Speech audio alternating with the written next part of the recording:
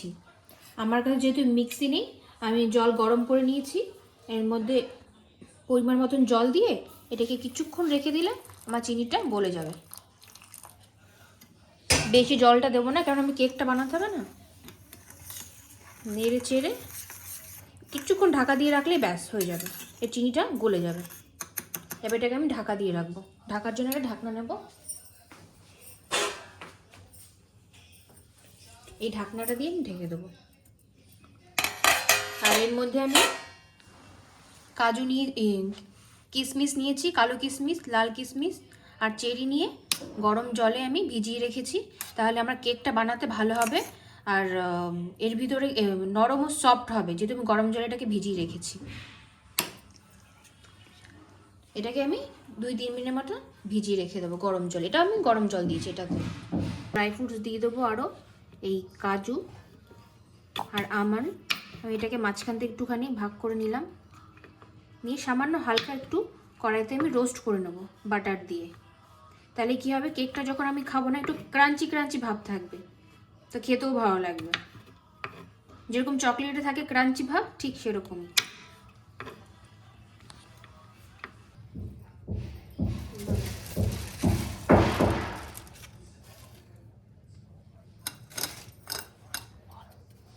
এর মধ্যে আমি ময়দা দিচ্ছি। ময়দাটাকে চেড়ে নিলে কী হবে, ময়দাটা ফুলবে ভালো। না ময়দা একটু ঢেলা তেলা আর যদি ময়দার মধ্যে কোনো কিছু নোংরা যদি থাকে সেটাও বেরিয়ে যাবে।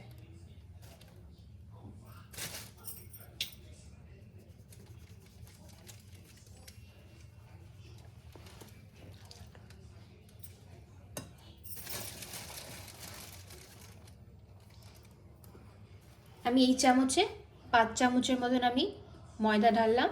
আপনারা লোক বুঝে পরিমাণ মতো ময়দা দেবেন।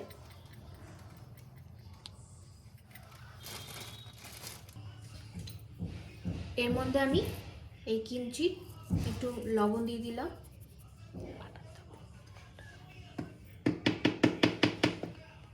পরিমাণ মতন বাটার দিয়ে নেবো।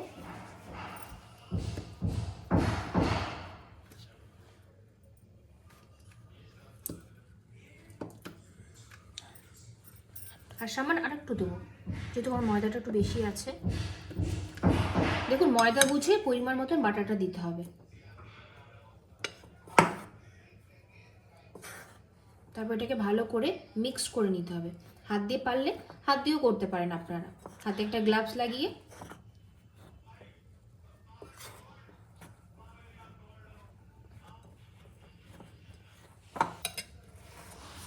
আমি এর মধ্যে বেকিং পাউডার দিয়ে দিচ্ছি 1 চামচের মতন।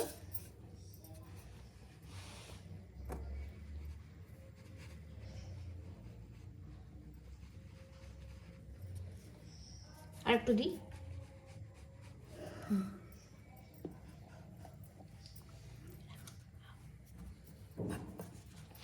ভালো করে এটাকে মিক্স করে নিতে হবে।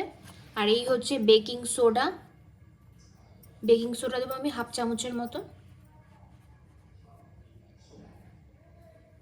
1/2 চামচের মতো আমি বেকিং সোডা দিয়েছি। দিয়ে ভালো করে মিক্স করে নিতে হবে।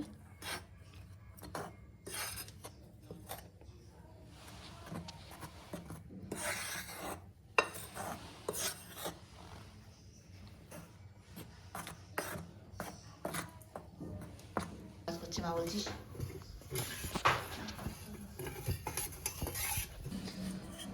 সব কিছু মেশানো হয়ে গেছে। এরপর এর মধ্যে আমি দুধ দেব।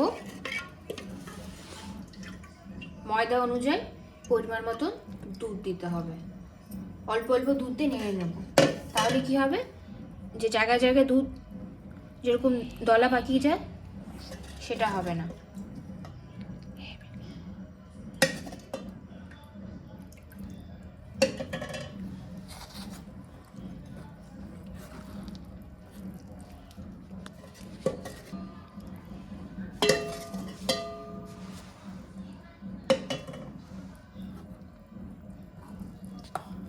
এটাকে এরকম করে ফেটাতে হবে। যত ভালো ফেটাবেন তত ভালো কেকটা ভালো ফুলবে। একদম ডিমের মতন ফেটাতে হবে, ফেটিয়ে যেতে হবে। এরকম করে ফাটাতে হবে। রেখেছিলাম, দেখুন এই চিনিটা কি সুন্দর গলে গেছে একদম। এবার এই চিনির জলটা আমি দিয়ে দেবো। যেহেতু আমার কাছে মিক্সি ছিল না বলে আমি চিনির মধ্যে গরম জল দিয়েছি বলে একদম চিনিটা একদম গলে গেছে। এটা কিন্তু চিনির জল। এর মধ্যে যে আমি গরম জলটা দিয়েছি তার মানে এই না যে আমি এখন গরম জলটা ঢেলে দিচ্ছি, এটা কিন্তু পুরোপুরি ঠান্ডা হয়ে গেছে। ঠান্ডা হওয়ার পরেই ঢেলে দিতে হবে।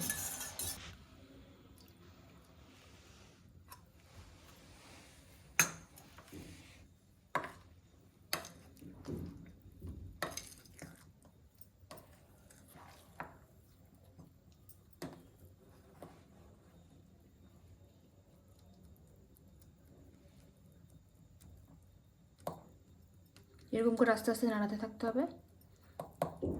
যত বেশি নাড়ানো যাবে তত বেশি কেকটা ভালো হবে।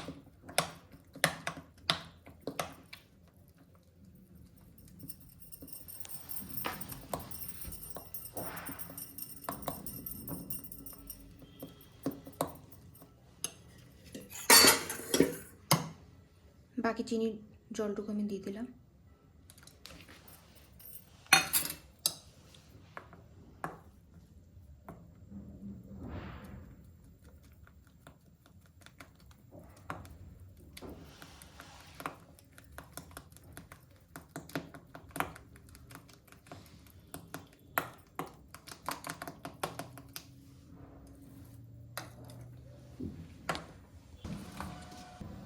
এই যে এর মধ্যে মোরব্বা আছে, চেরি আছে আর টুটি ফুটি আছে, এগুলো আমি আগের দিন জুসের মধ্যে ভিজিয়ে রেখেছিলাম। এগুলো আজকে আমি দিয়ে দেবো, সব দিয়ে দেবো এগুলো।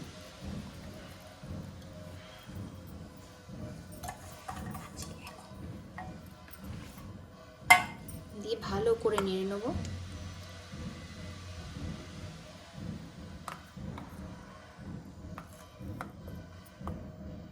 তারপর আমি দেখিয়েছিলাম যে এগুলো আমি গরম জলের মধ্যে ভিজিয়ে রেখেছিলাম।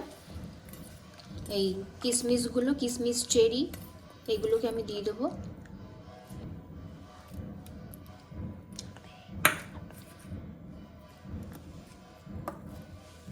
এটাকে নাড়তে হবে ভালো করে, ভালো করে নেড়ে নিতে হবে।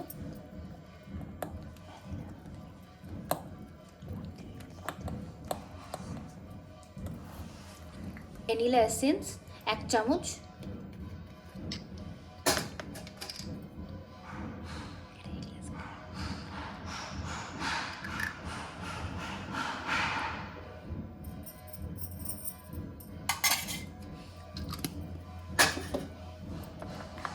ভালো করে মিশিয়ে নিতে হবে।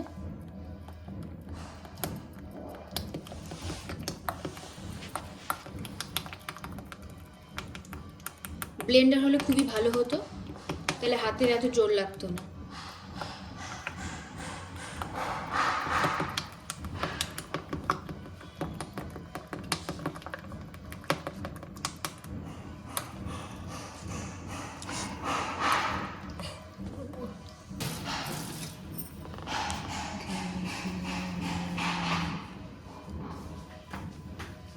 সেজন ইউটিউবার দেখুন কীভাবে ভিডিও করছে, এখন একটু নাচছে। এটা হচ্ছে এগলেস কেক, ডিম ছাড়া কেক। বাচ্চা থেকে বুড়ো সবাই খেতে পারবে। ডিম ছাড়া কেকে কোনো গন্ধ থাকে না। আর ডিম দিয়ে করলে অনেক সময় গন্ধও বেরোয়। হ্যাঁ, এটাতে কিন্তু কোনো গন্ধ বেরোয়, ডিম দিনই এর মধ্যে। কিন্তু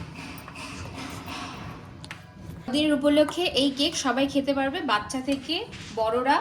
এই কেক খুবই সুস্বাদু। আরও এইগুলো ফ্রুট কেক, বাচ্চা থেকে বয়স্ক সবারই এই কেক খেতে খুবই ভালো লাগে।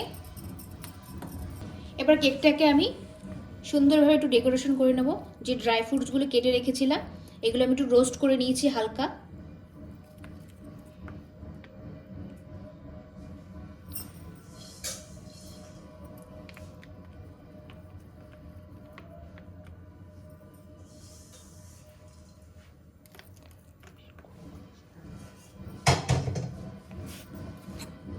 আর কিছু আমি কালো কিশমিশ রেখে দিয়েছিলাম,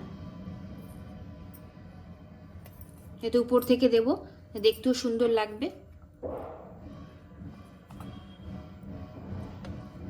চামচটা কি সরানো হয়নি আমার।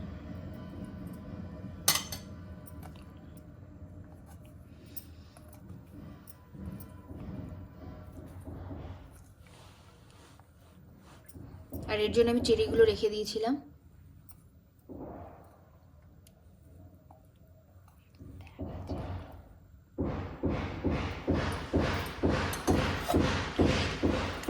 কেক আমার রেডি হয়ে গেছে। এবার কেকটাকে আমি ওভেনে নিয়ে যাব।